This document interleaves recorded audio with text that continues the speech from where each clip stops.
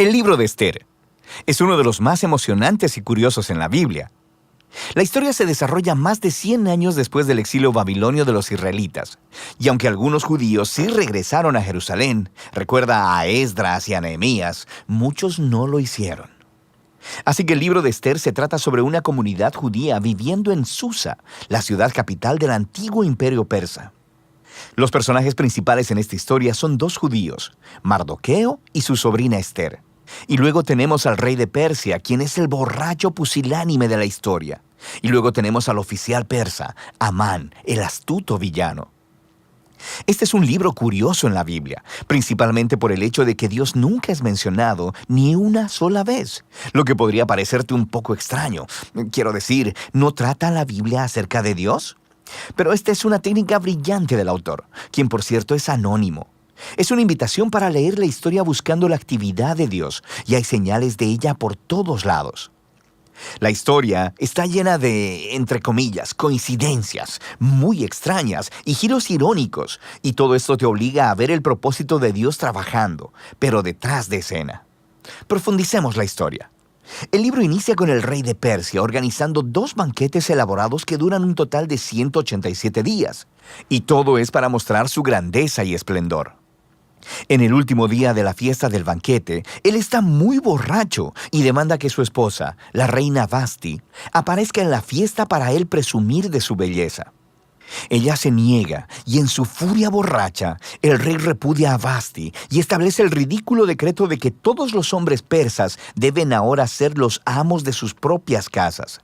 Y luego, él hace un concurso de belleza porque quiere encontrar una nueva reina. Es como una telenovela bastante mala, pero aquí es donde se nos presenta a Esther y a Mardoqueo. Esther oculta su identidad judía y entra al concurso de belleza y gana. Y el rey está tan obsesionado con Esther que la hace la nueva reina de Persia. Ahora, después de esto, y de manera todavía más providencial, resulta que Mardoqueo escucha a 2 guardias reales conspirando para matar al rey. Y le informa a Esther, quien informa al rey, y Mardoqueo recibe el crédito por salvar la vida del rey. Ahora, desde el principio hasta aquí, Dios no se menciona en ningún lado, pero todo parece haber sido ordenado providencialmente. ¿Qué está tramando Dios? Tienes que seguir leyendo. Después se nos presenta a Amán, quien no es persa. Es llamado Agageo. Es descendiente de los antiguos cananeos. Recuerda a Samuel, capítulo 15. El rey exalta a Amán a la posición más alta en el reino y demanda que todos se arrodillen ante Amán. Bueno, cuando Mardoqueo ve a Amán, se niega a arrodillarse, lo que por supuesto llena de ira a Amán. Y cuando se entera de que Mardoqueo es judío, Amán convence al rey de establecer un descabellado decreto para destruir a todas las personas judías. Y para decidir la fecha de la aniquilación de los judíos, Amán echó suertes. En hebreo eso se conoce como Pur. Recuerda este dato para después. 11 meses después, en el 13 de Adar, todos los judíos morirán. Después, Amán y el rey tuvieron un banquete en el que se sentaron a beber para celebrar su horrible decisión. Así que ahora el enfoque está sobre Mardoqueo y Esther, quienes son la única esperanza para el pueblo judío. Ellos planean que Esther revele su identidad judía al rey y le pida que revierta el decreto. Pero dirigirse al rey sin ser requeridos por él es, según la ley persa, una acción que merece la muerte. Así que en una declaración clave, Mardoqueo está seguro de que incluso si Esther se mantiene en silencio, la liberación de los judíos vendrá de algún otro lugar. Y luego Mardoqueo se pregunta en voz alta y dice, ¿quién sabe? Quizá fuiste hecha reina para este mismísimo momento.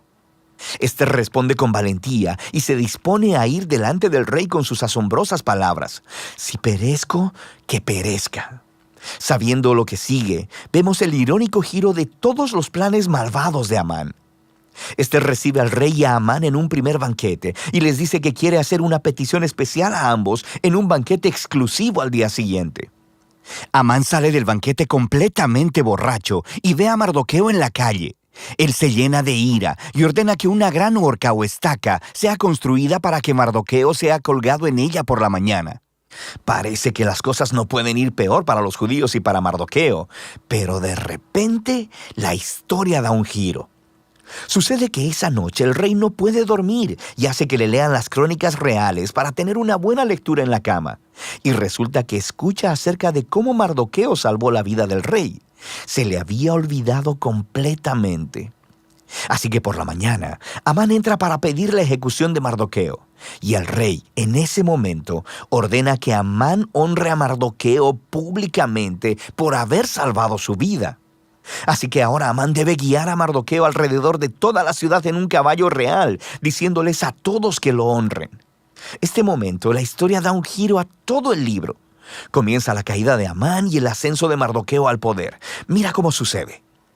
El día siguiente es el segundo banquete de Ester, así que el rey y Amán llegan, y Ester le informa al rey, primero que nada, que ella es judía. Y segundo, que Amán ha establecido un decreto para asesinarla a ella y a Mardoqueo, quien salvó su vida, y para asesinar a todos los judíos. El rey había bebido mucho, así que cuando escucha estas noticias, vuelve a desatar su furia borracha y ordena que Amán sea colgado en la misma horca o estaca que hizo para Mardoqueo. La manera en que acabó Amán fue irónica y macabra.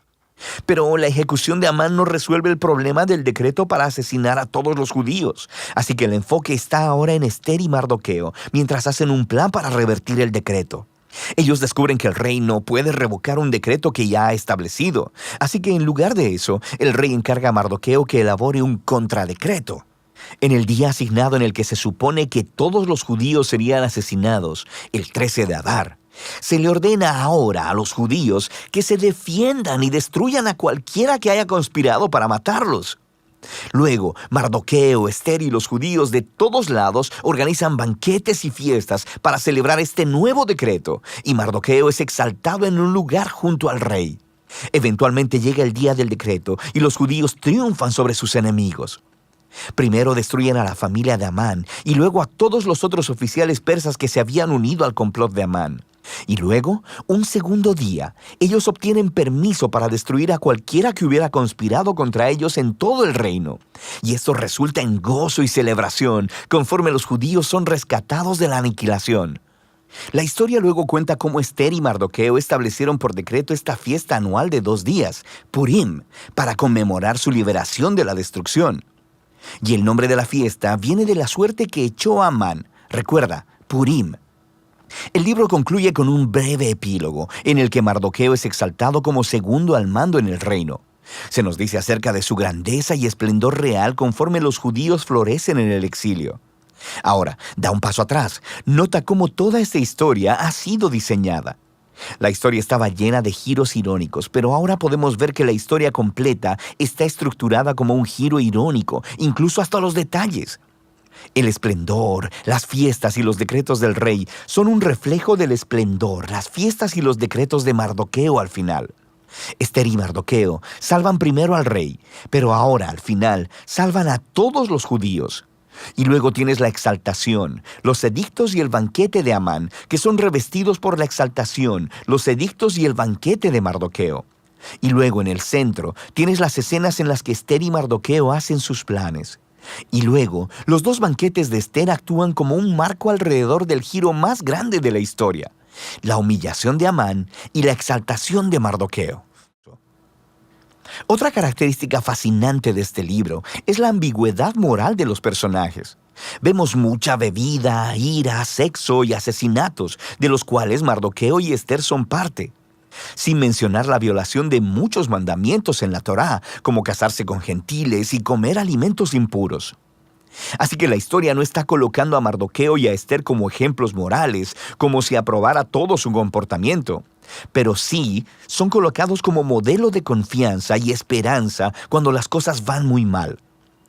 Y así el libro de Ester regresa a esa pregunta con la que empezó: ¿por qué no se menciona a Dios? El mensaje de este libro parece ser que cuando parece que Dios está ausente, cuando su pueblo está en el exilio, cuando son infieles a la Torá, ¿significa esto que Dios ha terminado con Israel? ¿Ha Dios abandonado sus promesas? Y el libro de Ester dice que no.